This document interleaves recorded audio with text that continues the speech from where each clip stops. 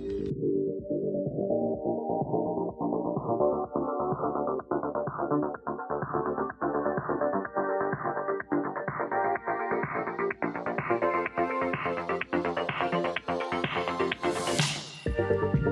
what's up, everybody? Welcome to another Friday night stream where I do things.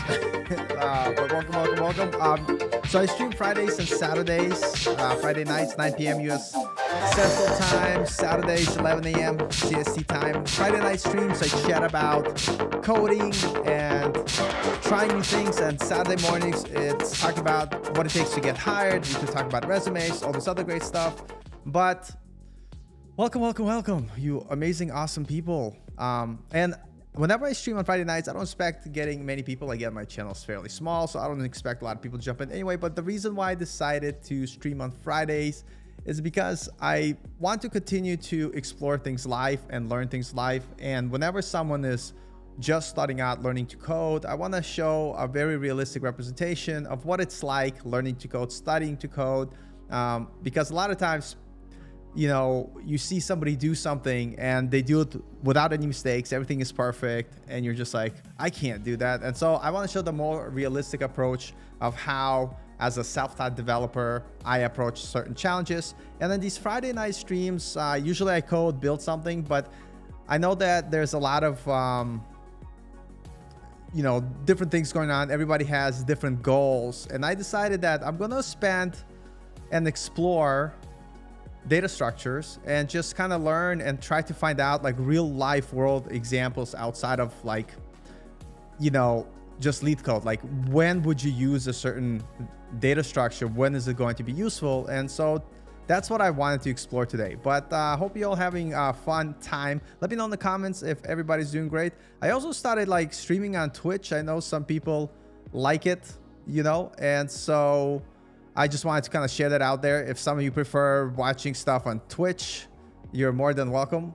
And I think it's just going to be fun. And so for this week, next week, the week after that, so for next 4 weeks, I think I'm going to focus on exploring data structures. Now, I haven't really focused too much on data structures and algorithms outside of what I typically work with in web development, which is mostly objects, arrays, and stuff like that. But I wanted to kind of try and find a real life example of when would you use a graph data structure. And so that's going to be what I'm going to explore today, is to kind of see what is the graph data structure. I'm going to, of course, use ChatGPT to help me out. You know, why not?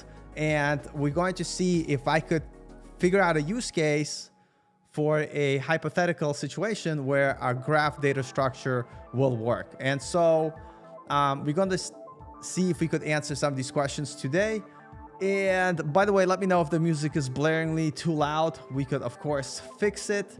And anyway, so what I was thinking about is I do Brazilian Jiu-Jitsu. I really love Brazilian Jiu-Jitsu. It's a really good martial art. And in Brazilian Jiu-Jitsu, you have certain positions, right? You have, like, you could start the match from standing. You could start a match on the ground. Like Brazilian Jiu-Jitsu, if you're not aware, it's like grappling. And there's different positions. So I wanted to figure out, is there a good way to represent hierarchically the positions that you may find yourself in Brazilian Jiu-Jitsu, and based on which position you're in, like, you can't just go anywhere, right? You could go to the next appropriate position. So I was trying to figure out what would be a good way to represent that. And I was thinking maybe a graph could be a good thing. I don't know. But in today's video, we're just going to explore what's a graph data structure. When should you use one? What's the difference between tree and graph? Because I guess I could represent this data in a tree. So that's what we're going to focus on and work and try to come up with like a real life example. So instead of just looking at lead code and being like, you know what, I'm going to just go through the lead code problems and just find a solution, I want to explore data structures from a standpoint of like real life examples. And obviously this is something new to me. I'm not an expert, so we're going to explore this together. So the first thing I want to do is I'm going to ask ChatGPT like this idea that I had. So I want to build an application that represents, and I guess I could move my face out of the, well, let me move my face out of the way because you can't see what the text says. I guess it's okay. Let's see. Move my face here. We'll move my face here. And so I want to build an application that represents available moves in Brazilian Jiu-Jitsu based on positions. For instance, if you are starting a match from standing, in order to end up the bottom, your opponent needs to go through specific steps to get there. So let me ask, so what would be the best data structure to represent this scenario? Let's click enter. Let's see what ChatGPT tells us, right? And so let's see here. So it's nice to represent the various moves and positions in Brazilian Jiu-Jitsu. You can use combination of data structures like graphs and dictionaries, which are hash maps. A direct graph would be a particularly suitable for modeling the transition between positions, as it can represent moves as edges and positions as nodes. So one thing that sticks out here, we need to understand what the hell are edges and what the hell are nodes. So we'll keep that in mind as we continue this learning journey. And here's a simple outline how to build one. Great. We will take a look as we come back. And here they show us example. Of course, they're using Python. We're going to use it in JavaScript. So the idea is to be able to represent hierarchically Brazilian Jiu-Jitsu position. With Brazilian Jiu-Jitsu is like a wrestling martial art in a way that is best suited for it. And I think data structure like a graph will be perfect for it. So let me ask it a follow-up question. Why is the graph data structure more appropriate than a tree? Let's see what it says. A graph data structure is more appropriate than a tree in this scenario for several reasons.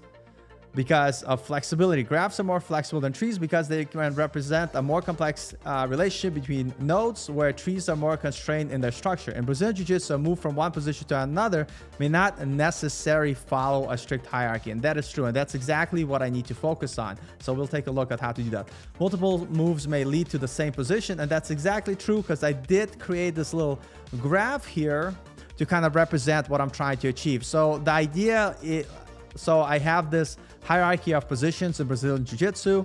We have, you could go from standing to takedowns to a move called guard passing to get on top of your opponent, get side position on your opponent, back position. And so this would be much more appropriate to represent with a graph. For instance, if I was using a tree would be something like so. It would be this type of structure. I'm just going to draw like a very basic tree. And again, an idiot, so I'm just kind of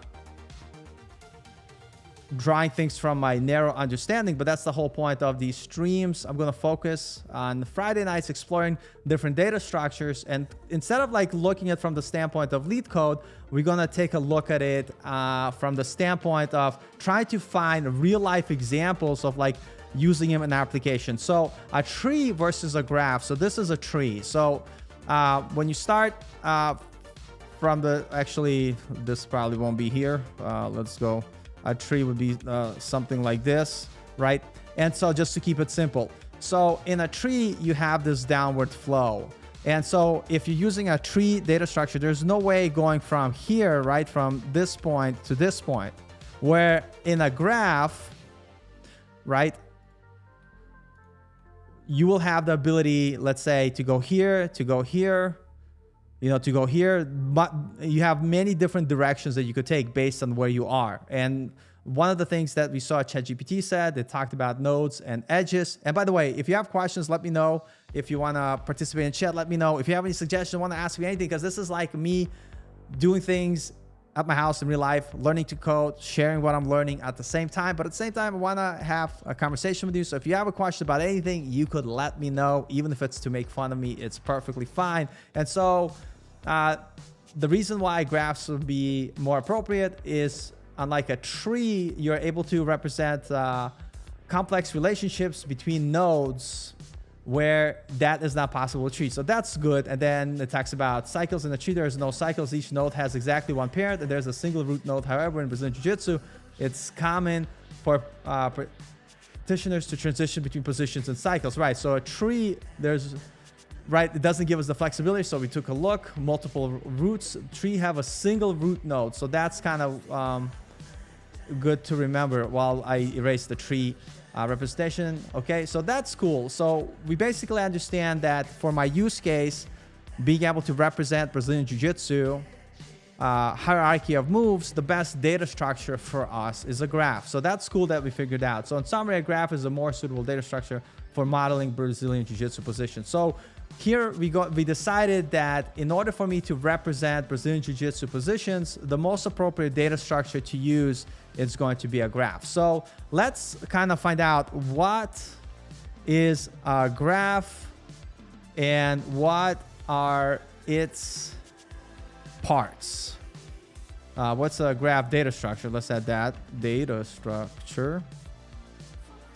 And what are its parts? I don't know how to spell, whatever. That's fine. Data structure and what are its parts? So let's start there. We'll start with a basic kind of definition of what graph data structures are, and we'll go to it. So a graph data structure is a versatile and a powerful data structure used to represent relationship and the connection between objects called nodes and vertices. The relationships between nodes are called edges, which can be directly represented as a one-way connection or undirected, representing two-way connection. So I'm assuming based on the diagram I drew, this would be a node, this would be pointing to an edge, and because this is flowing in one direction, meaning it's not going this way, right? This is unidirectional, right? That will be represent nodes are called edges, which can be directed. So one-way connections are unidirected graphs. So what I'm trying to do in order for this particular project, I need to create a graph unidirectional graph, at least to start with, because I'm just learning, which is one-way flow. And in the future, we'll figure out how to turn this into a the other type of graph, because I'm still learning. This is where we're going to start, but let's see, representing one way, represented to, oh wait, so we're doing a directed graph. Eventually we want to do unidirected. Okay, perfect. Directed graph, that makes sense. So one-way flow, directed graph. And so the idea is for us to figure out how to represent this hierarchical position programmatically using graphs. So we know that we have a couple of different positions. We have standing, takedown, guard passing, side mount, stop mount, back mount. Great. So first thing, let's figure out what is graph represents and built. So I'm going to take a look here. These are the basic concepts. What are nodes and edges in a graph? And so again, a lot of times people ask me, why do you use ChatGPT? And that's just because I don't have that many friends. So it's kind of nice to have a conversation with someone or something that I could talk about code. And I think, like, for me, having this communication where I'm thinking through what I'm trying to accomplish and what I'm trying to do, it's kind of nice, the fact that I have something like ChatGPT to ask questions and pass ideas back and forth. And so that's kind of like what I'm gonna take a look at. Alejandro's here. Great to have you here. Says Здорово, братан. Привет, как дела? I'm doing good. I'm just trying to learn something new. I'm trying to work on data structures, and I want to learn things from the perspective of building like real life projects. So like from the standpoint of, here's the thing I want to do. I want to create an application which allows Brazilian Jiu-Jitsu practitioners to be able to represent like a hierarchical representation of basic Brazilian Jiu-Jitsu positions that you could possibly have in a match, and have a roadmap that, depending where they are, it will show them their next possible move. For instance, if I'm working here, this is kind of like the basic thing I said. So let's say if they're on side mount, depending on what their opponent will do, if their opponent, let's say, does nothing, then you're able to go from side control position to get top position. Or if your opponent does something else, it will dictate what our choice. And again, for now, because I never worked with graphs before, I'm starting with the most simple way, which is directed graph, which is everything moves in one direction. But eventually, once I get a better understanding what graphs are and how they work, we're going to work on unidirectional flow, because in a jiu-jitsu match, you could be in one position and then you could end up going to another position. And so that's what we're kind of going to focus on, is figuring out how to represent this real life example programmatically so I could use it in my application. And so the goal for me is to kind of use this time to learn about data structures, but in a way where I'm not just going to lead code and just doing some weird examples, but literally, like, I had an idea. I want to make a Brazilian Jiu-Jitsu app and I want to represent this data. How would I do it and how would I structure it? So that's kind of what we're doing. And so instead of using Google, I'm using our trusty assistant, our future AI gods. And so in a graph data structure, nodes are called vertices and edges, and are two main components that define the structure and the relationship between its elements. So nodes, vertices, nodes represent the individual entities, objects in graphs. They're the fundamental building blocks of a graph and can have various attributes such as labels or properties depending on the specific use case.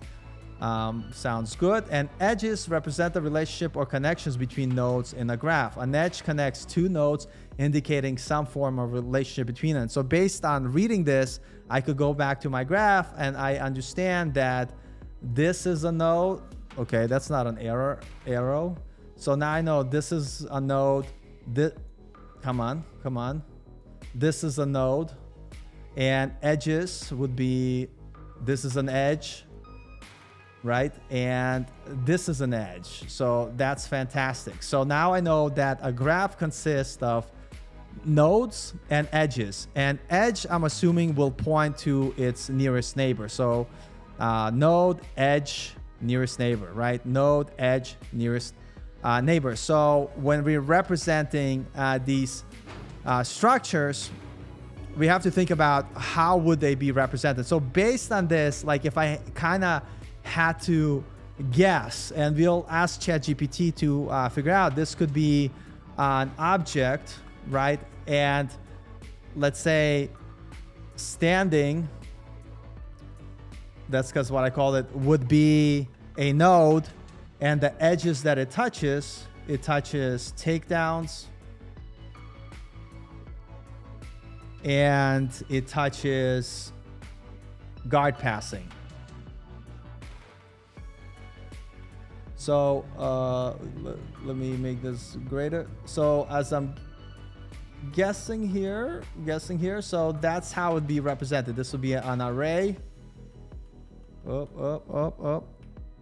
And this is how you would represent your node. Your node would be the key in the object, and your edges, or your neighbors, would be inside the array. So if we're in standing, our neighbors are takedowns and guard passing. So this is how we represent it here. If we happen to be in takedowns, because we're doing our neighbors would be guard passing, side mount, and top mount, which would be represented with another key called takedowns, and then the neighbors would be the array. So we'll include standing, guard passing, side mount, and top mount. So that's kind of interesting. And let's see here. So let's read more on data structures. And again, I'm always using ChatGPT first, and then I use Google to figure out. So we learn about nodes, we learn about edges, and then in summary, nodes and edges are primary components of a graph data structures. Nodes represent individual entities and objects, while edges represent relationships. So we talked about. And so I'm going to ask ChatGPT to give me a representation of what a graph looks like. Can you show me an example of a graph data structure in JavaScript, because everybody loves JavaScript. So let's see. Certainly, here's a simple example of graph data structure. So it's actually going ahead and creating a class for the graph, which I didn't ask to show me the whole graph. I asked to show me like a general data structure and what it looks like. But as you could see here, it's adding its nodes and then it's adding its edges. And so like if we were to take this kind of example, and let me actually copy this. This is going to be interesting. And to represent it here, if we were to kind of see, let me put this here, small, paste it in. Okay, that's too small. Let's make it bigger if possible. Hold on a second. Let me move off screen here. Come on. Oh no, this is the first time I'm using this stupid program. It's not stupid, it's actually pretty cool. But let's kind of talk about and break this down. Again, I'm learning this with you all, so well, bear with me. So let me make this extra large. So this is what we got as an example, and this is basically, it gave us a code to create our graph data structure, and it created add node and add an edge. And if you kind of think about, based on what we already discovered, add node will add the node, which is represented by, so this is a node, this is a node, this is a node, and edge is the connection that it's connected to. So in order to create a graph data structure in JavaScript, those are the things we have to kind of keep in mind. And so in this example, we're going to have a map, which is going to allow us to store our nodes. Nodes are going to be our key for our map, I'm assuming, based on what we read just a minute ago. And basically, we're going to add our nodes. When we add our nodes, what we want to do, we want to define the edges. And so to represent kind of like visually what this representation in graph is going to be, so if we add a node, so let's kind of do this. We have A, B, B, and then we could see here A has an edge to B. Okay, so let me do A, B. So A has an edge to B. Then A has an edge to C. So let's do duplicate. So we have C. So if we're going base, so we have A has a neighbor with B. A is a neighbor with C. So we could understand like what the hell this means. And then B has, let me move this. I thought there was like a way to connect them so they move together. Maybe I'm hallucinating. Oh, there you go. So that's wonderful. So A to B, A to C, B moves to D, and this is like the ugliest graph you're going to see, but hopefully we could kind of start to get an idea of what this means. B to D, B also moves to E. E, okay, sounds so. B to D, B to E. This is like the ugliest graph ever, but we're trying here. We're trying to make this. And then we have C to E. Okay, and I'll fix this, I promise. I'll make it look prettier. Let's do it this way. So now we could kind of see how programmatically we're representing this graph structure by defining nodes and defining edges. And that's kind of cool. And so this is our basic graph that we have. And I'm assuming the way it's going to be represented programmatically would be, and first of all, I will double check, but just based on this and based how we're adding our nodes and our edges, I think our nodes are going to be the key, and our edges is going to be an array of the neighbors that it's connected to. So I'm assuming the data structure is going to be represented like this, and I'm gonna give it a try here. Let me go here. So we're gonna have an object, and the key A is going to be an array, and the edges are going to be B and C. All right, and then the next item we have is B. And the way we're gonna, so that's B is our node, and our edges are going to be within an array. So if you look at B, we have E and D as an edge. E and D as an edge. Then we have C, right? We have A, B, C. And C only has E as a neighbor, so this is the edge.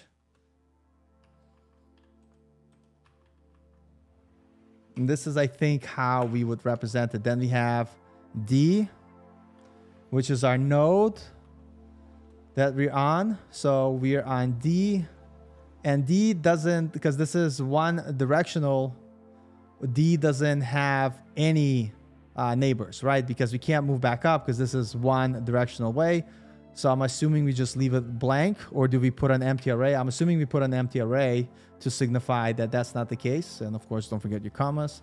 And again, I'm just thinking through this while learning this data structure. And again, the goal is to, for me, for my application, to represent a Brazilian Jiu-Jitsu move hierarchy with a graph. So I'm trying to learn data structures, but I decided instead of going on lead code, let me think of real life projects that I could build where I'm actually using the data structure. And I guarantee you that's going to be the best way to learn. And then if you take a look at E, E's neighbors are B and C, and hold on, E.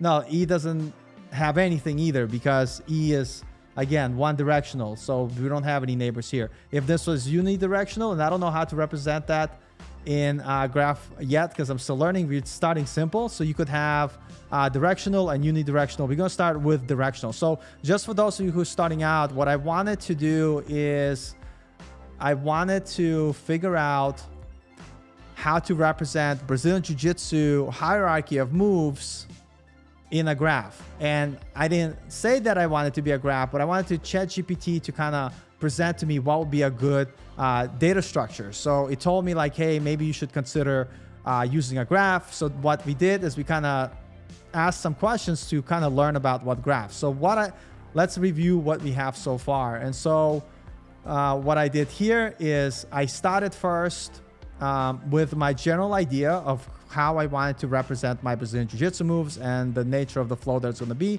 And then we explore questions. What is a graph data structure? So graph data structure is a way to represent data with nodes and edges. So nodes are your, I guess, nodes.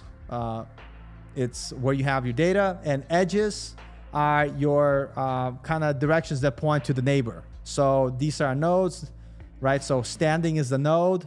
Here are our edges, and its neighbors are takedowns and guard passing. So for instance, we are able to represent this structure by knowing where we're starting and who are our neighbors. So if we take a look at standing, right, our neighbors are takedown and guard pass. So imagine this was looking at this example we were working. If we look at A, right, our node, our neighbors are B and C, and the way we represent it is as a key.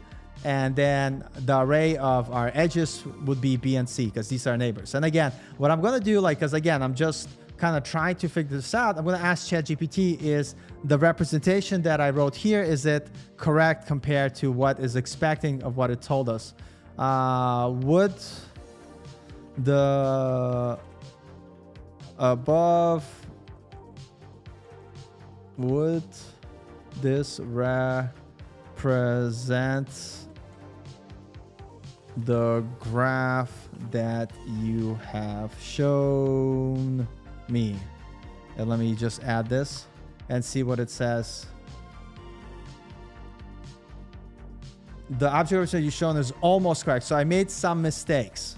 So that's the good news. So you see, by trial and error and by paying attention, kind of trying to figure things out, you're like, oh, hey, like notice how I didn't come to the answer first. I tried to do it on my own. And so it's going to show us the mistakes we made. And so I didn't pay enough attention. But the general idea, like what I was right about, I just didn't pay attention. But again, you see your nodes, and then your edges are represented with an array of the edges for those nodes. And so it kind of tells me node A is connected to nodes B and C, node B is connected to A, D, and E, node C, and so forth. So the representation using JavaScript objects is an adjacent list where each key corresponds to a node. So here it explains basically kind of what I thought it was going to do here. And it's telling us that graph is a JavaScript object as an adjacent list where each key corresponds to a node, and its associated array contains the nodes it's connected to. So I'm going to kind of copy this as just like a note to put here as like to remind me of what a graph is. So data structure. Okay. And by the way, if anybody has questions or want to chime in and say anything, go ahead and let me know. Oh my gosh, that's the worst. And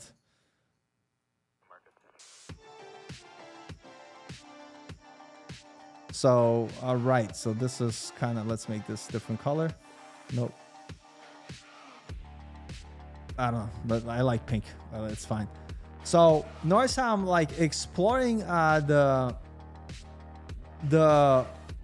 data structure by trying things out and learning. I'm not here kind of trying to ask ChatGPT for answers, but I'm actually trying to build a thing that I'm looking to do. So now that I kind of understand what a graph is, it's basically a relationship between nodes and its neighbors.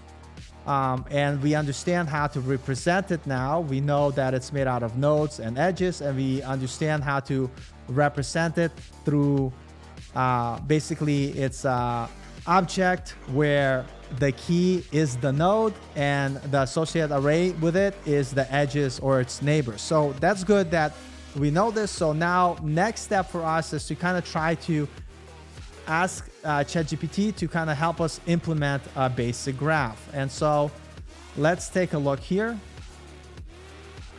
And so basically to create a graph, they're using a class here. And we're going to have, we're going to store our nodes in a map. And so let's say I don't know what the map is, and I literally haven't used the map in a while. So let's ask, what is the map data structure in JavaScript? Please explain and give example with use case, right? So again, I'm not trying to get the answer. I'm just trying to kind of learn the things that are missing or the missing pieces to help me better understand how our graph data structure works. And here's the thing that I know for a fact, just kind of the way I'm thinking about it now, like based on my interaction going back and forth, reading, researching, trying it out in code, reading, researching, trying it out in code, I know that I'm going to remember this way better for the next time, and I'll be able to explain better what a graph data structure much easier. So the map, so now because in constructing our graph, we're using the map. So yeah, no, 100%. So here's the thing that I want to say. This is a really, really good point. A lot of people like Paul, like, why use ChatGPT? Well, to be honest, is because it's better than Google. And one thing that I'm going to tell you, ChatGPT, don't use it to look up the answers, but use it as your tutor to help you work through problems. So notice how I'm not just asking ChatGPT 3 to give me an answer and then implementing. I'm trying it on my own. I'm diagramming what I think should happen, what should look like. I started with what I'm kind of trying to represent, then I tried to figure out how does the graph work, how is it structured, how is it represented in code, and little by little I'm starting to better understand what is a graph data structure. And now like the next step is to programmatically allow me to create this data structure.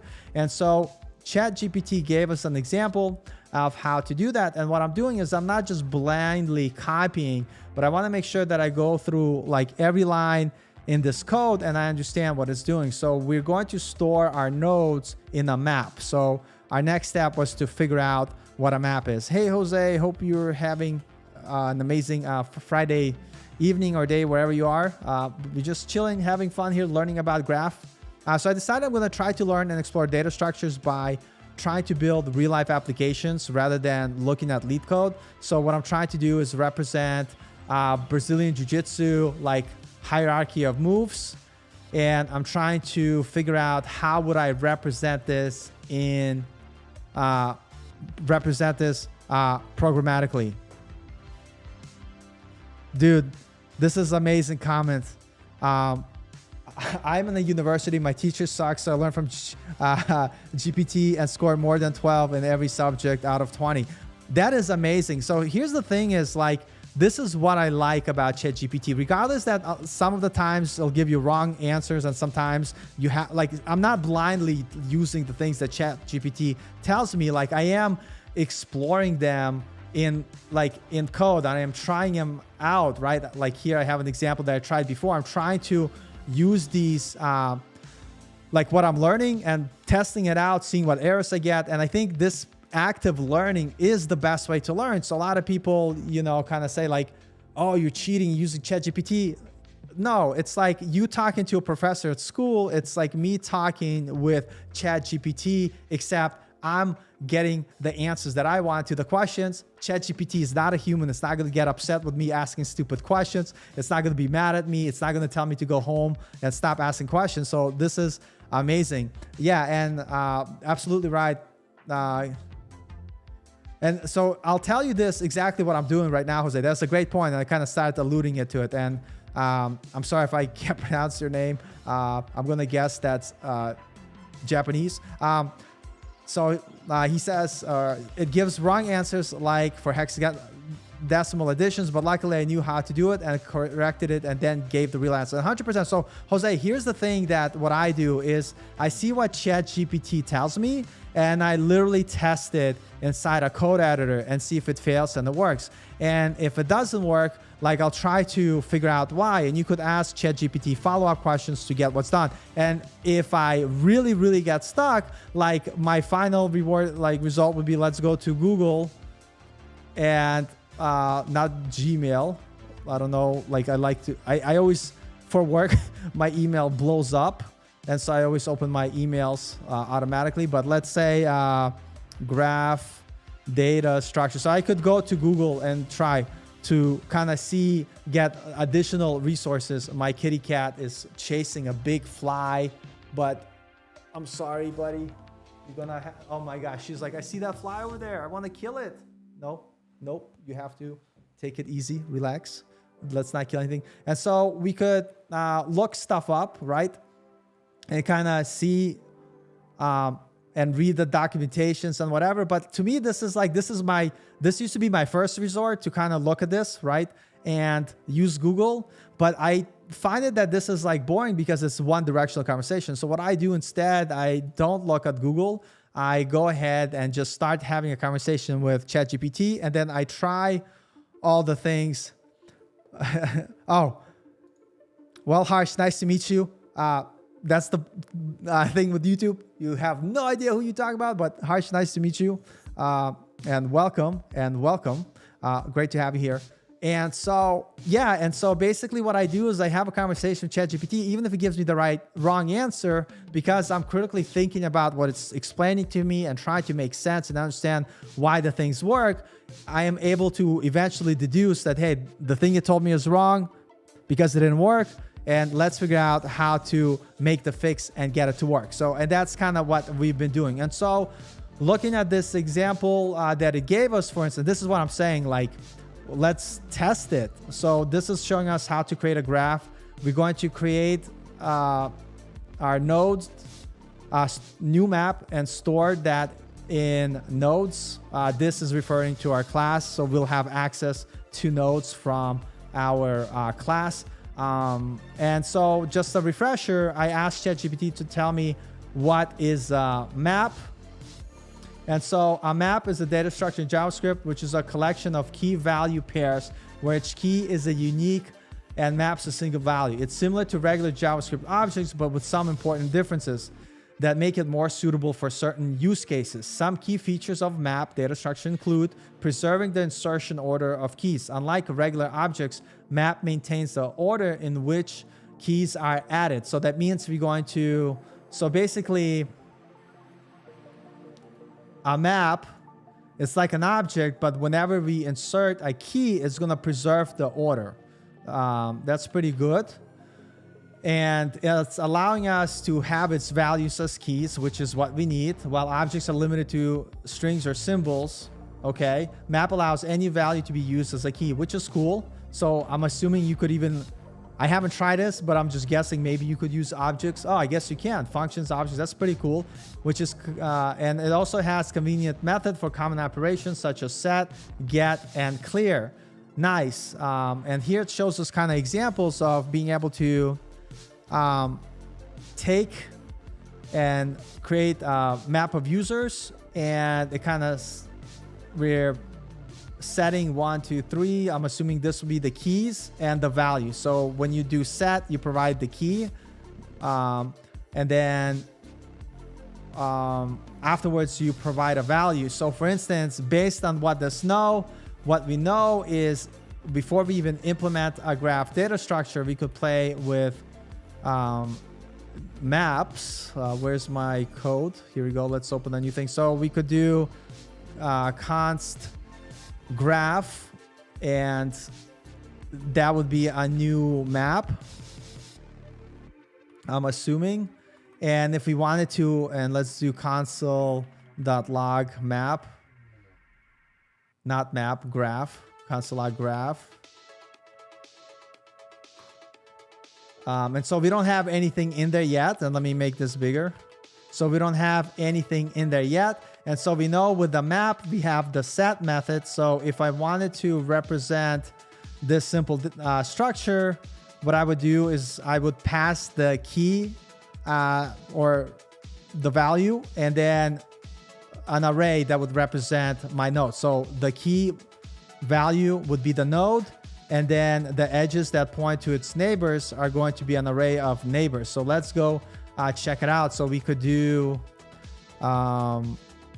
graph.set, and we're passing a, which is be our node, and then array of neighbors.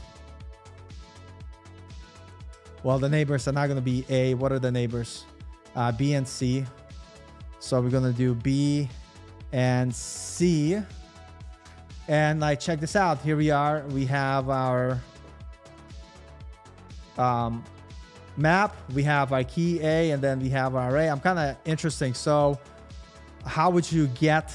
So set, we have get. So you could get the items by doing get and providing the key. So if I wanted to get the items that I just added, I would provide the key, and here you go. And so basically, yeah, it gives us key and value pairs, which is exactly how we would construct our graph. So obviously we're not going to build it this way, but now I understand how map works, and now this makes more sense to me. So we could kind of continue with our journey of exploring what ChatGPT gave us in terms of creating a graph. And so in a graph, we're going to use a map that we just explored, which will allow us to store our nodes and edges relationship. And we're going to make a class. We're going to initiate our nodes inside the constructor. So whenever we create graph, whatever we want to call it, .new, blah, blah, blah, blah, blah, it's going to instantiate with this node's value, which will have an empty map. Now we need a couple of different methods, and here it is giving us three methods. The first one is add node, which basically we pass the key and it's going to add that node to our graph data structure. And then we want to add the neighbors. We want to add the relationship. And so that's why we have add edge, and we pass the node to where the edge is referencing, and then we pass the edge. And basically what it's going to do is going to add that to that key. So for instance, if we take a look at my basic example here, when we do graph add node, whatever it is, like that function, that method, what we're doing is we adding our nodes. So we're adding node A, node B, C, D, E. And when we add the nodes, which we'll do in just a second, we'll see that they won't have any edges. So we need to add the edges to represent kind of like, hey, A is connected to B and C. So let's kind of do that. So the first thing we want to do is start with the class.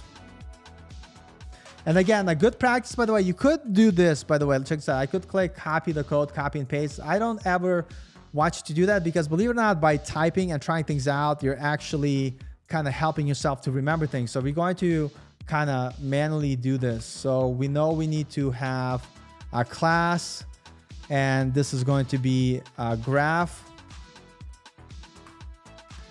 And inside our graph class, we know we need to have a constructor, and we need to save our nodes of the graph, and we're going to use the map data structure. So let's go ahead and do that. So we're going to do constructor, and then oops, I can't type, and it's going to be this nodes, and it's going to equal to new map, right?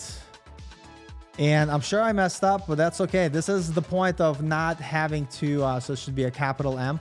The point for you not copy and paste code, because you want to actually go and think through. So constructor is a function, right? And I didn't specify it as a function here. So fantastic.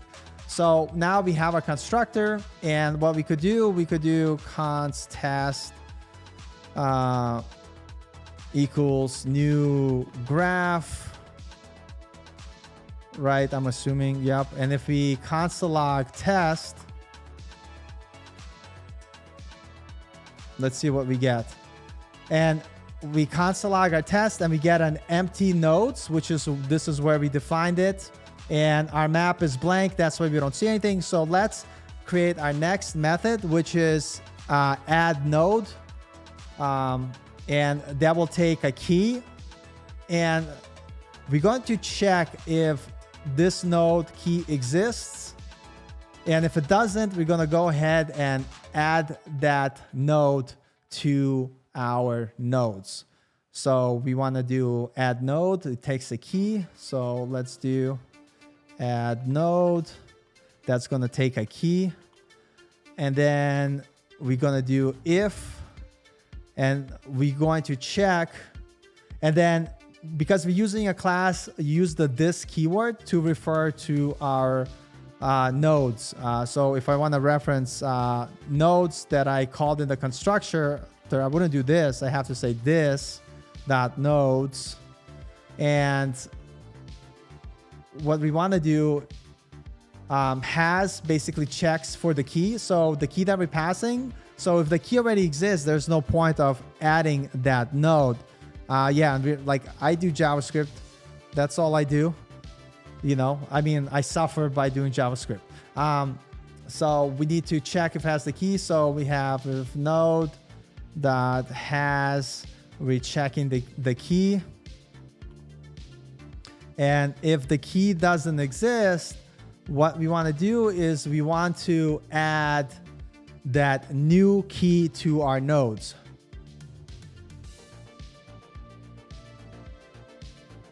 I don't know why, but I kind of have phobia from web dev langs. I have phobia no matter what I do. That's why I kind of want to do these streams, like streaming live, because I want to kind of like get that out of my system and fail in front of people. and learn like in these stressful environments, because I think it's like the best way to learn is to try, fail, and be comfortable with failing around other people. And more importantly, just try to think about where you're going wrong, where you're making mistakes, so you could kind of figure out like and improve your like troubleshooting skills. So a lot of times people say, how do you improve your critical thinking? And it's like by failing and trying to figure out what you did wrong and then learning from it. And so what we need to do now, we need to basically set the key for that node that we want to add with an empty array. So it's going to be this dot nodes dot set, and then we remember set takes the key and then initial array. And I think this is great. Yeah, so this is nice. So now, like, notice when we console log our test graph that we're building, we now have access to this add node function. And so what this add node function now allows us to do, so I could do test.add node, and then what we want to provide is the key. So we have, let's go to our example data structures here. So we have A, B, C, D, and E. Fantastic. So we're going to add A, and I'm gonna just copy and paste this a couple of times. So we have A, B, C, D, E. We don't have F. That's great. And so now check this out. We basically know what a graph data structure is. It's basically we're using map here, but it's basically an object with keys, and the keys refer to the nodes. And when you show the edges that it's associated with, you pass those in an array.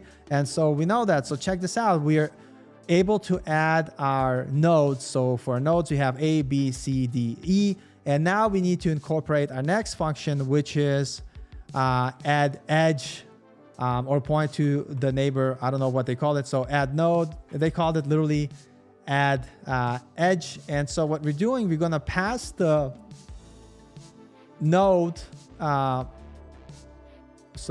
I think this is adding unidirectional flow, but right now we want to focus on directional flow. So I kind of have a question. Let me check some nodes. So node 1, yeah, so it's, I think, adding unidirectional flow, and I'm assuming that's the case. So let me go ahead and do this. Control copy, refactor code to be directional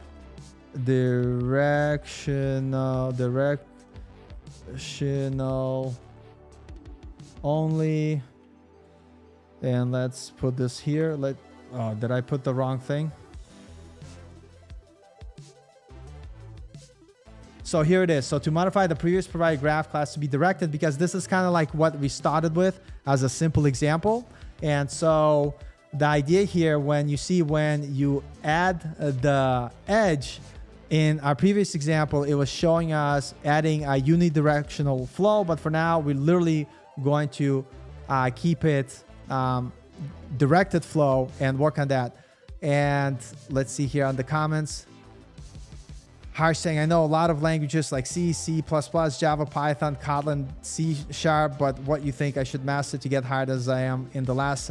To be honest, like, you need to figure out what company you want to work for. So let's say you find a company that you really like and what they're predominantly using is C# and Angular, then focus on learning that. But if you find another company that all they do is Java, and I don't know, like in India, what are the most popular languages are. For me, for instance, getting a job with JavaScript and React was the way to do it. But I think in India, like Java or C# is probably the way to go. So focus either on Java or C# and whatever front-end framework that is popular that the company that you're applying to is using, and just focus on that. So it's good to have general knowledge, but then it's also important to like specialize in some areas. And so let's go ahead and add the edge, and we're going to pass the source and then the target, basically what the edge case is. So we're going to do another function called, or method, same deal, add edge. And we're going to pass, I'm going to still call it a key. And I'm going to call this neighbor, I'm going to call it edge. Basically, actually, neighbor is probably more, neighbor or edge. I'll call it edge. And then what we want to do is we want to, in the nodes, because we're using a map, we are able to use get method, and we're going to get the key. And then to that, we're going to push our edge. Perfect. So now notice we have our nodes here, but they're empty. And so if I wanted to add edge relationship to a node, now I'm able to do test.add edge. And what we want to pass is a key. And then we want to pass the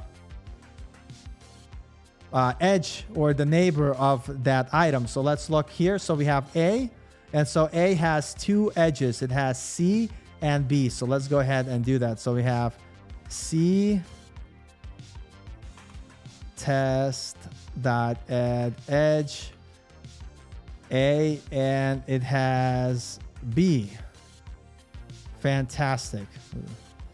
Yep, and perfect. And next we have B, and because this is one directional, the idea here is to B, the neighbors that it has is E and D. So we're going to go ahead and add that. So we have test.add edge, and we are adding to B, and B's neighbors are E and D. E, and then test.add edge, and we have B, and it has edge with B has E and D, E and D. Nice. And so notice how our graph is starting to get filled. We could see our nodes, and we could see the edges that it shares. And so what we're going to do is go ahead is add the remainder of the edges, and I'll kind of do this. So let's copy this. So our next node is C, and C has neighbors with, because it's one directional, it's only E. And after C, we have D. D, because it's one directional, it has no neighbors because we can't go up. If we were doing unidirectional, meaning we could do this, we would add that relationship. But for now, we're just using one directional, not unidirectional. So D would be nothing, I'm assuming, because they ain't got no neighbors. I'm assuming you just would not do anything. I'm assuming you would keep it an empty array. So we don't even need to add anything because it doesn't have any edges. That makes sense. And then, so we define A, B, C, D, E, and E. And E doesn't have anything either. So we pretty much done. So we literally figured out today how to go ahead. We learned what a graph data structure is. We learned how to incorporate this in JavaScript. And by the way, let's see. Let's go ahead, just kind of add this just to kind of see, to display our items. And again, for brevity of time, I'm going to copy and paste it inside here. And then let's do, instead of the console like here, let's do test.display.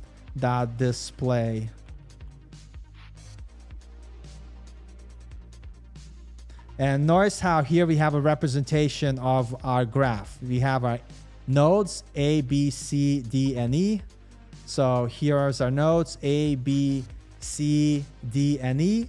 And then our edges are represented by the arrays. And so if we take a look at our, let's use B as an example here. B has neighbors with E and D. So if we take a look at B, notice how we have our neighbors E and D. And again, it's only for one directional. And so this was pretty awesome. So just to quickly recap, and oh man, thank you so much. I appreciate it. Good job. No, thank you for being here, by the way. Really appreciate it. And let me see.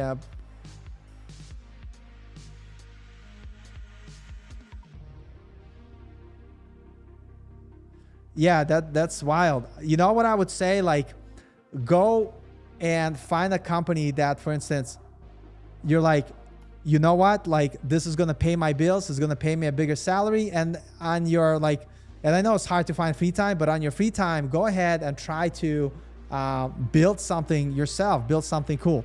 But just to kind of finish up the stream, let's bring everything together and kind of rehash like what I was trying to achieve.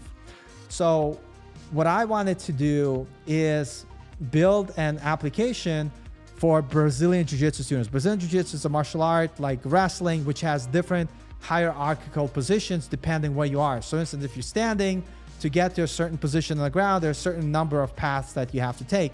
And so I wanted to figure out what is a good real life example to represent this. And chatting with ChatGPT, it recommended that we use graph data structure. And so back up a little bit, why am I deciding to figure out like how to represent something with a graph instead of just going to lead code and doing lead code questions? Because I don't want to think of like, let me do lead code for the sake of learning how to get the answers to their test. I want to learn from the perspective, how would I use this in a real project, building a application for my client? And so I want to use a real life world example of how would I use a graph. And so the idea was I'm going to create an app that represents Brazilian Jiu-Jitsu moves in a hierarchical pattern where there's, depending where you are, depending like which position you're in, which node you're in, there's only certain possibility of moves that you have. And after having a conversation with ChatGPT,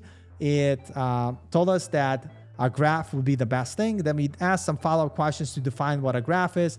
And a graph is basically a way to represent data with nodes and edges. Node is, so where's the pencil? This is a node. This is, I can't draw circles, but these are nodes, right? These are nodes.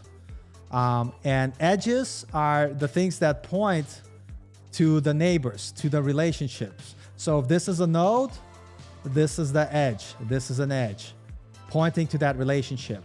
If this is a node, this is an edge. This is an edge. This is an edge pointing to the neighbors, right? And so we took this concept of nodes and edges and figured out how to represent it as a graph data structure. So taking a look at this example, we realized that we could represent nodes and edges by having a node be the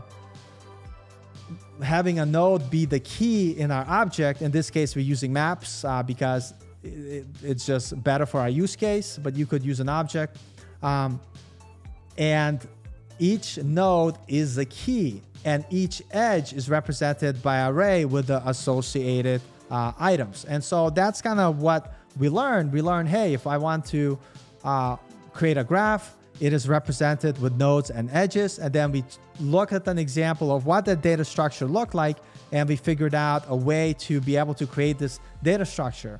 We learn about map. So if I go back to Run.js, we learn about maps to kind of understand why it's used here. And it's basically allow us to have setter method and a getter method to be able to add keys to our map and then set values, which are going to be our array of our edge cases. And if it sounds confusing, I'm sorry, but we try to make sense of it. So we basically came up with a very simplified, based on our learning experience, very basic idea of what a graph is. It's a relationship between nodes and edges. And then we realized how it is displayed as structure programmatically. It's an object or a map where the key is the nodes. So notice we have A, B, C, D, E, A, B, C, D, E. These are nodes. So these are nodes.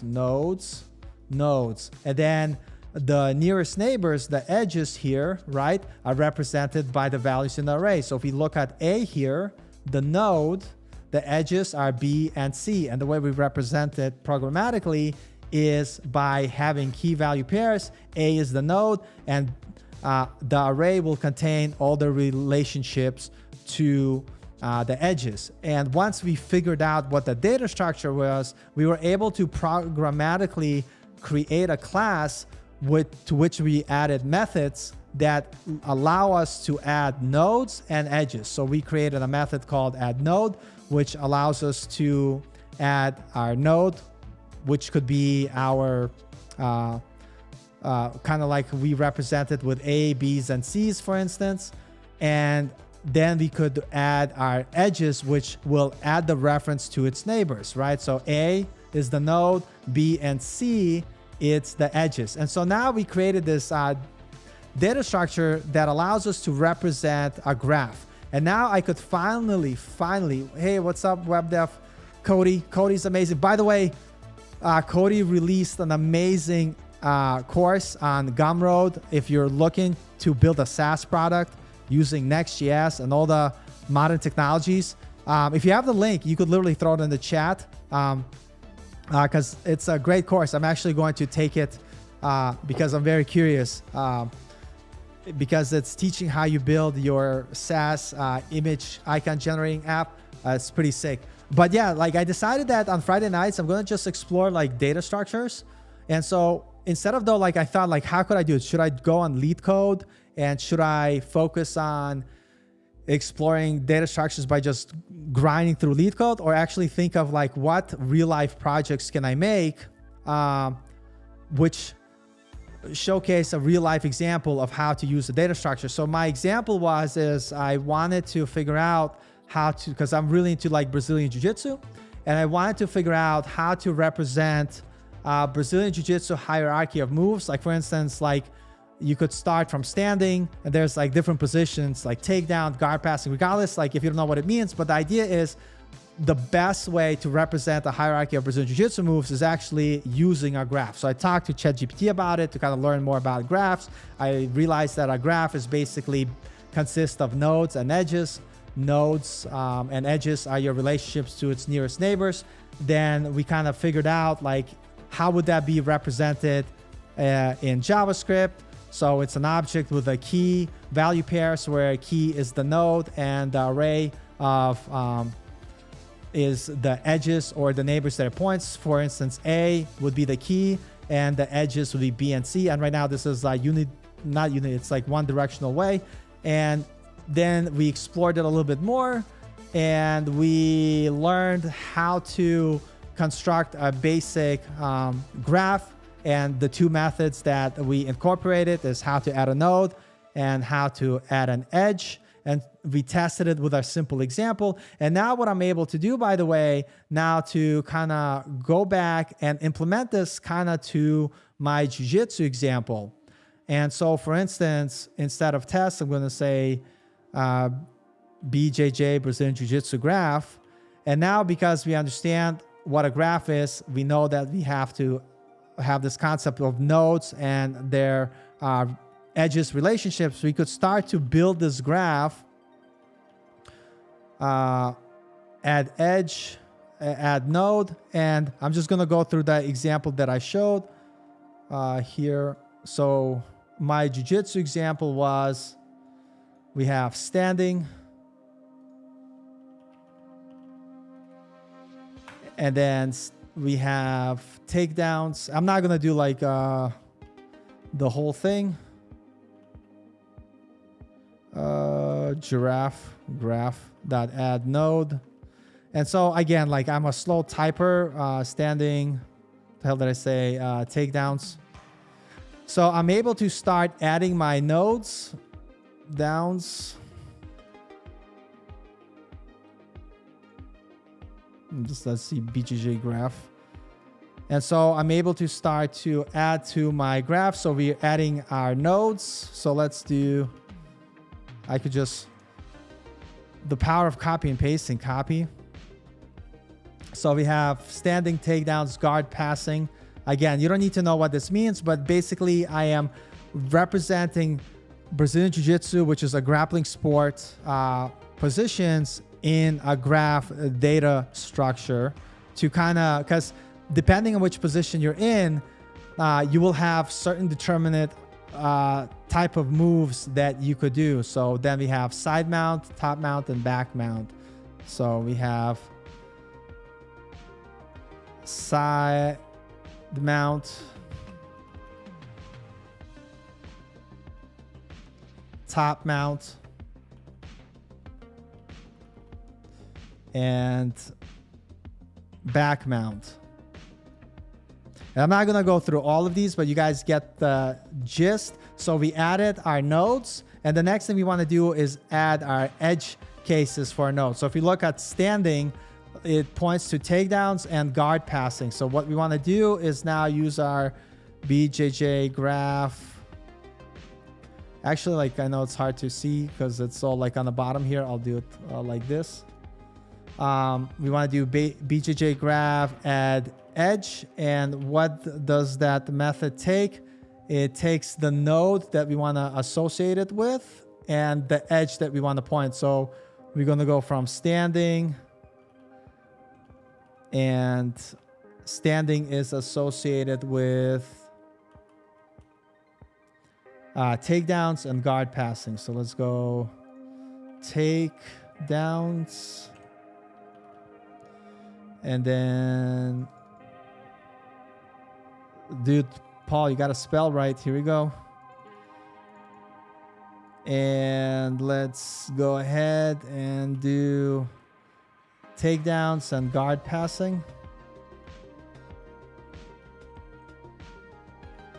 And so notice, like, we're starting to build this relationships of nodes and edges to represent our data structure, or our graph data structure, and use it in like a real example. So I'm not going to go through the whole thing to type and kind of showcase the whole relationship of the Brazilian Jiu-Jitsu positions, but basically we took a look at a real life example.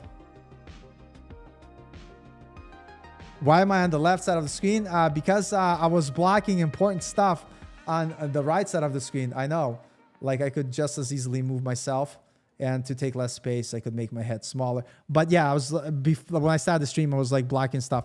So what am I coding? So Cody, I was trying to like start learning more data structures, and I wanted to, like I said before, instead of using lead code, I wanted to come up with some real life applications where I get to try to use those in the product. So what I wanted to do, I wanted to make a very simple app, because I started going back to Brazilian Jiu-Jitsu training. And I wanted to make an app which allows you to visually represent all the Brazilian Jiu-Jitsu positions, and at the same time be able to see, based on where you find yourself in the match, what available moves you have to you, because you're not going to have everything available to you. You're only going to be able to have access to the moves that you're able to do from that position. And so I realized that a good representation of that would be via graph. So what I want to do is create this Brazilian Jiu-Jitsu application, proof of concept. I'm not going to build out the whole thing. I ain't got time to build a whole application, but we'll see. Maybe it could be a SaaS for Jiu-Jitsu practitioners. But the idea is to create an app where people will have a hierarchy of the Brazilian Jiu-Jitsu moves. And again, like I said, depending on where they are and what position, is going to show them all available moves that they could do. And what I wanted to do is kind of turn into a training tool where people could add the moves that they want to practice for the position. And so that way they'll have like a really easy way to kind of look through the app base where they find themselves in a match and be like, oh, I have these 2 moves available, or I have 4 moves available. Oh, okay. So he's asking for the IDE or coding platform you're asking, I guess. That's pretty cool.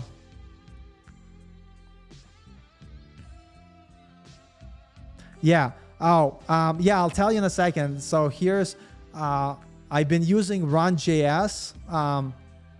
It's pretty cool.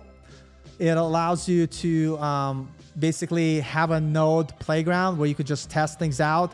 And I like it because it just allows me to like not get bogged down with like doing stuff in VS Code, running it all the time. I'm just able to type the code on the left and get all the console logs on the right. And you could do like a lot of stuff with it. And I've used Run.js many times. And the funniest thing happened to me.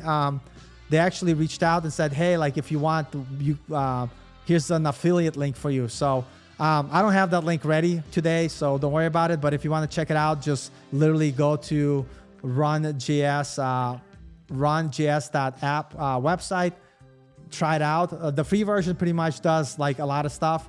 I have the paid version just because I want to be able to have the ability to install node modules and test things out and all this other stuff, but you don't need that unless you want to. It's pretty cool. Check it out. But for me, it's the easiest way to kind of just showcase what I'm doing in like real time without having to set up like an environment and stuff like that. Do you have to get it? No, you don't. But I like using it. So that was it. Yeah, exactly. And that's like one of the reasons I like about it. And so basically, that's kind of what I wanted to focus on today's stream. I know I streamed for about an hour and 15 minutes. And I'll be streaming tomorrow at 11 a.m. CST time, talking about, you know what, like I didn't think far ahead of what I'm going to talk about. It's probably going to be related to, if you're new and you're looking to get hired, some of the strategies you could use to kind of help you get to where you're going. But the one thing that I just want to say, like, and I know people that watch my channel, you have like different levels of experience. The reality of it is, you know, coding just takes practice and work. And this is one of the reasons why I do these live streams.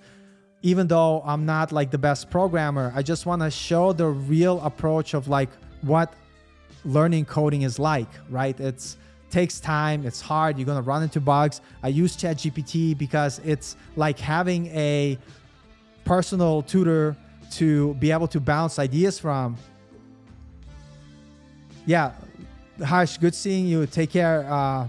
Saying bye-bye and stay coding. Yeah, no, I'm definitely coding. I'm going to be doing this non-stop for like coding on Brazilian Jiu-Jitsu and making new retro music. That's basically what I'm going to do for the rest of my life.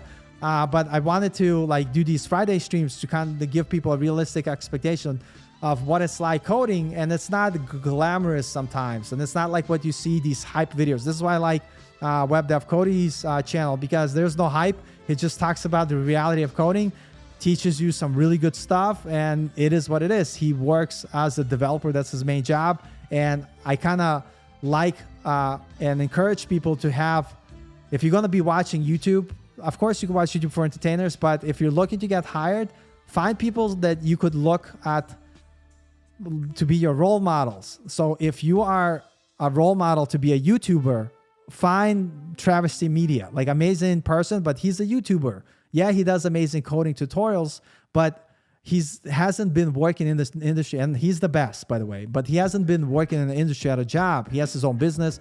He's a YouTuber. He sells courses. Like if that's your business and that's what you want to do, follow those people. But if you want to be a developer, then follow developers that have jobs in the industry and are working. Dude, oh my God, I had a Next.js 12 project that I updated to Next 13 with app folder. Like that broke my brain. And like some of my projects that are really old, I just give up and don't try to update them and just go ahead and build new ones, because I feel like updating sometimes is even more effort. And Jose Font says Jiu-Jitsu coder. I actually have a Jiu-Jitsu channel that I haven't done in a while, but now that I'm training again, I'm gonna start posting on that YouTube channel as a journey. But I have a channel called BJJ and Friends that I used to have when I used to teach Brazilian Jiu-Jitsu. Here, I'll show my screen here. Yep. Let's see here, screen share. Yeah, so I used to teach Brazilian Jiu-Jitsu like professionally. And so I have this, I don't do anything on this YouTube channel anymore. I used to do it for fun, but this is when I used to basically teach Brazilian Jiu-Jitsu martial arts. It's basically like hugging on the ground and rolling and trying to break people's arms and choke people out. The second thing but that was me when I used to teach Brazilian Jiu-Jitsu. It's pretty fun. And I just recently got back to Brazilian Jiu-Jitsu because it's really cool and a great exercise. Oh, nice. So you get to watch ads. That's fantastic. But I found like you need to have some activity that, Brazilian Jiu-Jitsu helps you beat up bigger opponents. I'm not saying people should fight ever, but like if you're looking to like learn how to defend against fights, my number one lesson is don't get into fights and just run away. But if you wanted to do a sport that's a good exercise and learn some self-defense, Brazilian Jiu-Jitsu is a cool thing to do. But anyway, I wanted to make an app for Brazilian Jiu-Jitsu because I'm practicing. So here's the whole point I was saying. Like, don't just go on lead code and mindlessly go through the things. Like, you can, but take a data structure that you don't know or want to know more about and try to think of like, what a real life application can you build? And so the idea is for me to build an application that I'm going to use and some of my Brazilian Jiu-Jitsu friends are going to use and actually get some users. And not only am I building something cool, I'm learning about data structures. And Cody says, are you still focusing on open API stuff? Yes, of course. So this is a good thing. So moving forward, majority of my projects, like this is like I set a goal for myself. Like when you start a new project, like for instance, I want to get better at TypeScript. So whenever I start a new project, it has to be with TypeScript, even though if I'm using it in the like least amount ways as possible. And it has to, in some sort of way, come up with some sort of way to use OpenAI or ChatGPT, just so I'm always thinking of how can I programmatically leverage AI to build cool things. And I recently saw a really cool example. Here, I'll try to show it to you. I think, let me do this. This is kind of cool, by the way. I'll show you in a second. This is something that somebody told me to try. Let me go to my API here. So I'm going to show you something cool, which I was blown away.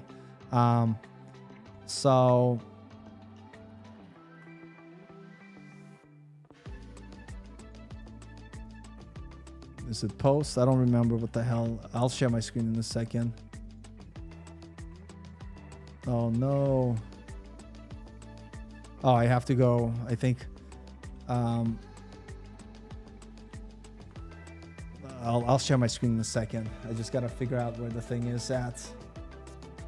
Like this is such a cool use case.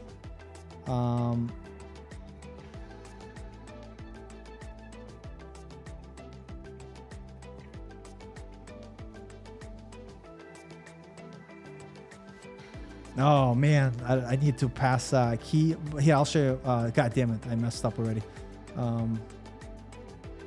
So here's the cool thing here. Like, check this out. Let me share my screen. Do I have a Stream Deck? I don't have a Stream Deck. I do have a Rodecaster Pro for my audio setup and stuff like that. But here's like a cool thing somebody told me to try, and this is something that I'm going to do. So check this out. This is a response, right, from an API. And notice how it's in English, right?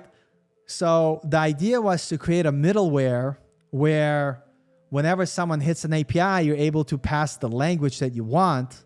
And then you take the response and you use ChatGPT to transcribe it. So for instance, translate the following API response to French and return in same format.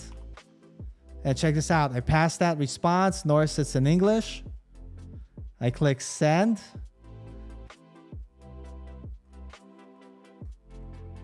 And watch this. It will return that same data structure, but like all the code stuff is in English, right? Like it should be. But all the other stuff it's translated into French, including the slug. And so you're able to do on-the-fly translation with ChatGPT. And I think that's pretty sick. That's pretty cool. So the idea, you're able to go ahead and create application which basically will take a response, pass it to a middleware that runs text completion. You pass a prompt and it will go ahead and translate your response. So the original response was in English, and then with just power of ChatGPT, I have that same response. Look at that, in French. And I think this is kind of sick. And so the idea for me is to try to kind of explore all these different opportunities and try to find creative ways to use OpenAI to build services for clients. And so one of the things that I want to do is, I mean, I have so many ideas, but this Jiu-Jitsu app that I'm working at, and no mistakes in French. Okay, well, that's another question. I'm just going to trust that translating things, ChatGPT is good for. I think ChatGPT is really good at taking existing data and converting it to something else. What it can't do, if you ask it to create something from scratch, I think it will hallucinate a lot.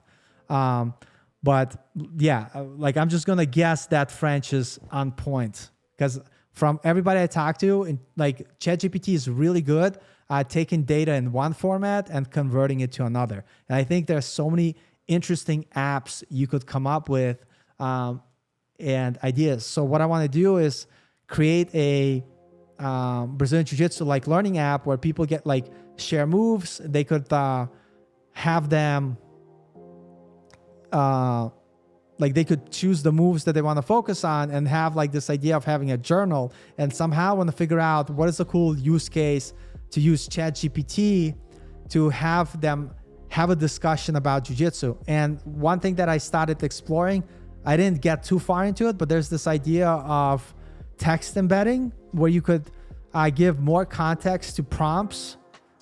I don't even know how it works, but you store the data in a vector-based like database, and you're able to pass like, I just look at text embedding for ChatGPT, and you're able to add context to ChatGPT so it could reason and talk about the things that you're passing. So I want to create some sort of app where people are able to ask Brazilian Jiu-Jitsu questions, and they're able to kind of get move suggestions based on ChatGPT and my graph data structure that I'm working that shows all the moves. We'll see what happens. We'll see how far I'll get. And thanks, Norza Chimp. Of what I saw, it was correct. Yeah, and I'm going to trust ChatGPT to translate my French. But that's just like a pretty cool idea. Oh no, like I've always been an entrepreneur at heart. But the issue, I also have like, I discovered that I have like late in my life ADHD. So my mind shifts from ideas so rapidly that like it's hard for me to stick on one to execute it to the final point. But I will come up with the idea now that I'm like I think I need to have a product that I could feel and find use for. And so now that I'm back in Brazilian Jiu-Jitsu training, and I could kind of like feel like I know what type of app people want to have. And so I'm going to try to make like a proof of concept, something that I could put users on really quickly and see if it picks up steam. If it doesn't, I'll try to move to something else. But most likely, like every other project I build, it's probably going to be a failure. But to your point, though, Cody, I feel like everybody should, I'm not saying everybody needs a side hustle. I'm not even saying to look at it as a side hustle. But I think if you're in the programming and development, I really do believe you have a superpower where you're able to solve problems like with using programming and stitching certain technologies together. And I feel like if you don't at least try some ideas and implement them, it's like you're wasting your talent almost. It's like, regardless if it fails, it might not fail, it might succeed. Like you're saying, I like hope you make to your first million from the product you make. But I feel like anybody who's coding as a hobby for fun, they should just test out like silly ideas and see what happens. And do you know where I could learn to build simple ChatGPT style app for work? It really depends like what you're looking to do. For me, I started exploring, like they have the OpenAI API, which gives you ability to use like ChatGPT, and so you could use it in your application. Just come up with some creative ways of doing it. But I would start by looking at OpenAI documentation and just create like a simple app where you combine those things together. Cody created an awesome one which generates like icon art. I think he's using DALL-E, and he created a whole SaaS product around it. It's pretty awesome. Like I really liked it. Like I think there's a lot of great possibilities to try to do things. But like I said, in this channel, I'm going to continuously just do what I'm doing now to continue to grow as a developer, but at the same time, really try to, like, I'm never going to be like an AI researcher. I'm just not smart enough with the math and everything else required. But I do want to know what services exist and how can I stitch them together with my, amateur programming to turn it into a product. And I think like the idea is get an idea, try to build it as quickly as possible, even though it could be broken, put it to the market, get some user feedback, see what they say, and then iterate on the process. Of course, like it's so easy to talk about it and it's hard to do, but I feel like the biggest thing is like, don't be afraid of failure, build it, try it, have your friends try it, and then iterate on the process. But I feel like learning to leverage AI tooling, I think is like an important skill to develop.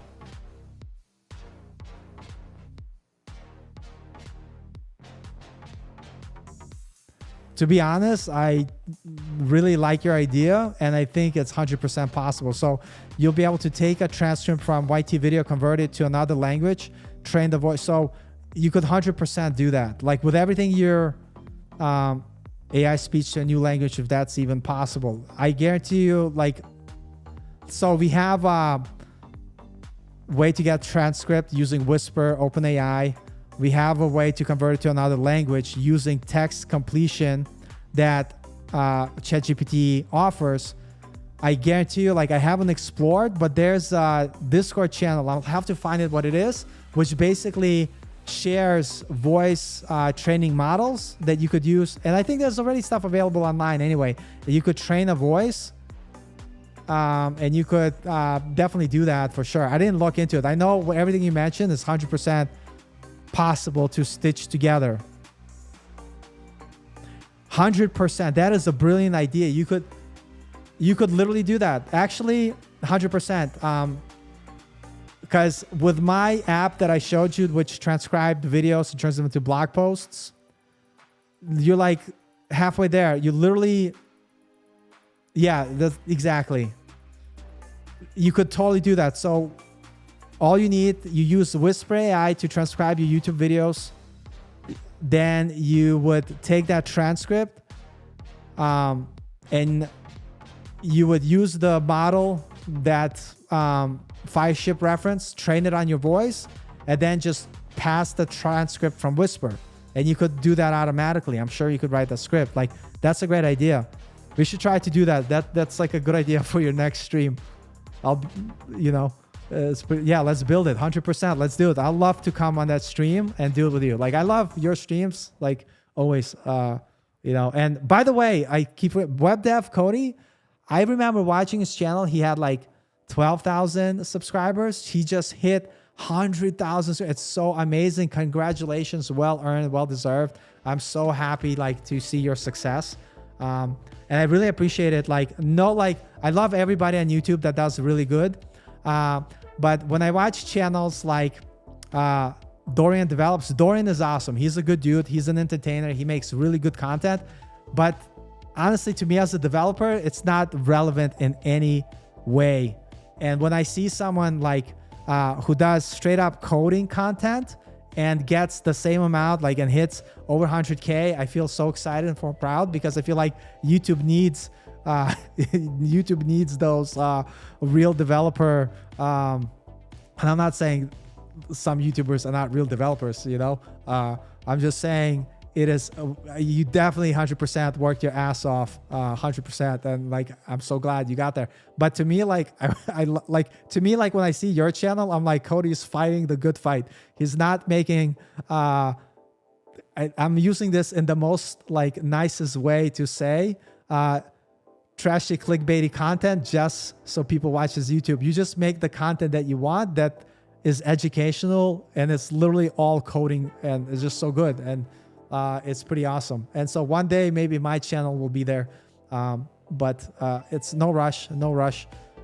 You know, if I could retire like at 50 when my channel hits like 100K, I'll be happy, you know.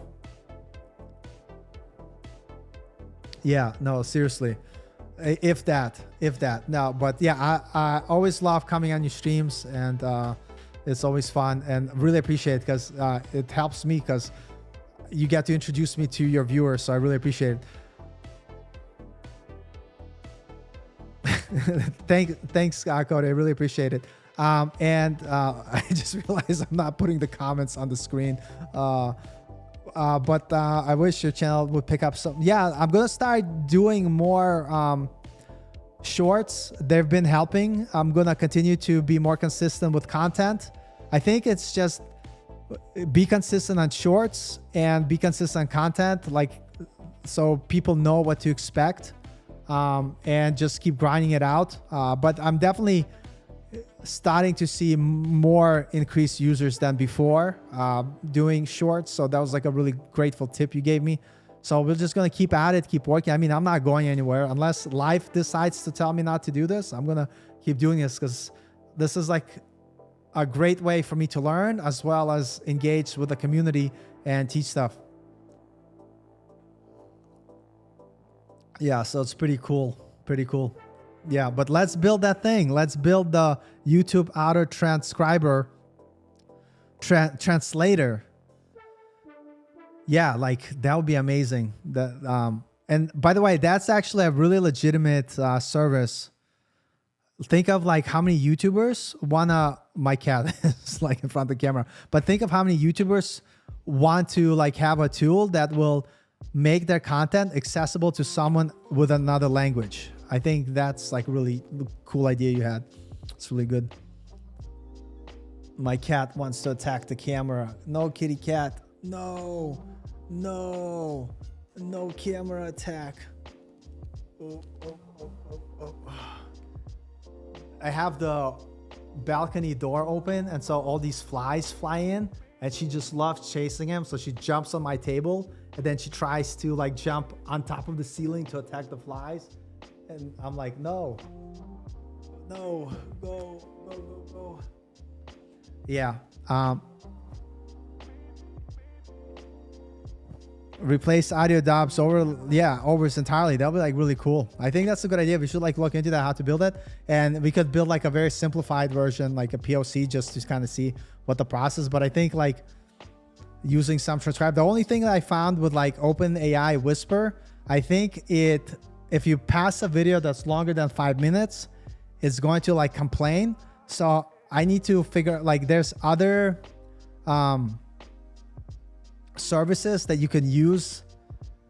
But I also think with Whisper, you could take the video if it's more than 10 minutes. I'm pretty sure you could break down the video into like 5-minute increments and upload it in chunks, get all the transcripts in part, and then stitch the transcript together.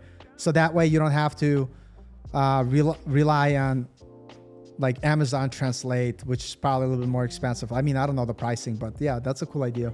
We should try that. Yep. Man. Well, let's see.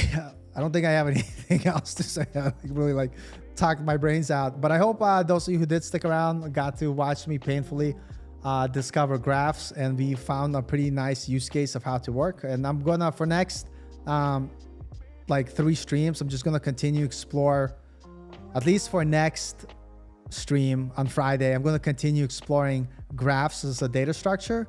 So we did one directional graphs this time, and so maybe next week we'll take a look how to build unidirectional graphs, whatever. But with that being said, thanks for all of you for joining. It was like a lot of fun hanging out. Really appreciate all of you. And as always, whenever I have a new song, I will play it at the end of the video. I have a I did create like a new song, but I didn't record it for the channel yet. So you'll get to listen to an old song when I'm leaving. But that's what I started doing, playing my bad retro music at the end of streams. So with that being said, like, anyway, thanks for stopping by. Everyone have a great night and great weekend. I'll see everyone tomorrow. I'll be streaming 11 a.m. Maybe we'll do like a catch-up stream. So jump on if you're around. If not, that's okay too. But thank you all, and I will see you all later.